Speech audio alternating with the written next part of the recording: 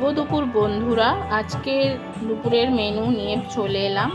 এই যে গরম গরম ভাত, একদম পুরো গরম, পুরো ধোঁয়া উঠছে, পুরো বোঝা যাচ্ছে। তার সাথে এটা যেহেতু মেয়ের থালা সাজাচ্ছি, এই জন্য শাক ভাজাটা দিতে পারলাম না। এটা লাল শাক ভাজা, যেটা মেয়ে খায় না। তার সাথে একটা জিনিস আছে, এই যে এটা আজকে করেছি একটু চিকেন আলু দেওয়া। আমি আলু দিয়ে সাধারণত করি না, কিন্তু আজকে একটু আলু দেওয়া করতে ইচ্ছা করলো। এই যে মেয়ের জন্য তো আছেই, মেয়ের ফেভারিট।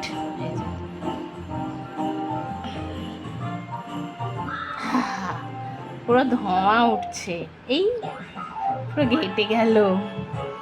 এই যে মেয়ের জন্য গরম গরম ভাত, তার সাথে গরম গরম মাংস।